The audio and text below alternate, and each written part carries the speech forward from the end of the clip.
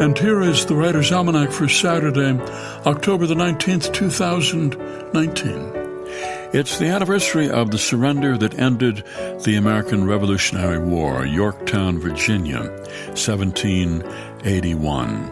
George Washington was up at West Point, New York, north of New York City that summer. The British were expecting him to attack New York City, which he'd been planning to do. But when he learned that the British forces were building a naval base down in Virginia on the Yorktown Peninsula, he decided to march his army all the way from New York to Virginia and trap Lord Cornwallis and capture his army. It was a bold move.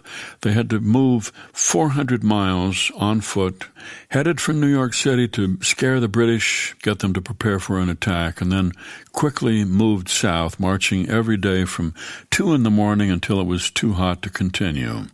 Lord Cornwallis learned that Washington was coming, but he chose not to escape. He thought his troops would be evacuated by the British Navy, didn't realize that the British ships had already been routed by a French fleet from the south. So he simply sat there and watched as Washington's troops surrounded the city and began a siege. They bombarded him for several days, then got word that Cornwallis would surrender. England did not have enough money to raise another army, and they appealed for peace, and 2 years later, the Treaty of Paris was signed, and the war was officially over.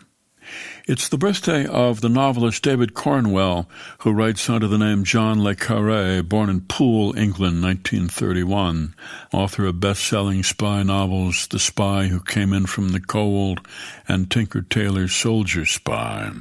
David Cornwell, who served in British intelligence and wrote about spies not as sexy, daring men like James Bond, but tired, lonely men who barely trusted their own government more than they trusted their enemies. His father was a con man.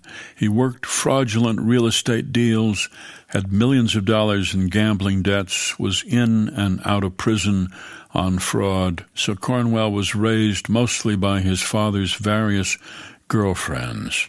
David Cornwell, John le Carré, said, "I think that my great villains have always had something of my father in them." It's the birthday of Tracy Chevalier, born Washington, D.C., 1962. After college, moved to London for 6 months, then fell in love with a British man, and she's never left. She started writing historical novels. Her first was The Virgin Blue, a moderate success, and her second, Girl with a Pearl Earring, was a huge bestseller in 1999, inspired by the painting by Johannes Vermeer, Girl with a Pearl Earring, imagining what life might have been like for that young woman. Tracy Chevalier, who said, "Don't write about what you know, write about what you're interested in. Don't write about yourself. You aren't as interesting as you think." Here's a poem for today by Edna St. Vincent Millay. What lips my lips have kissed, and where and why I have forgotten, and what arms have lain under my head till morning. But the rain is full of ghosts tonight that tap and sigh upon the glass and listen for reply.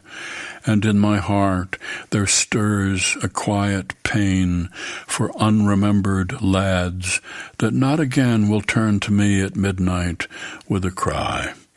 Thus in the winter stands the lonely tree, nor knows what birds have vanished one by one, yet knows its boughs more silent than before.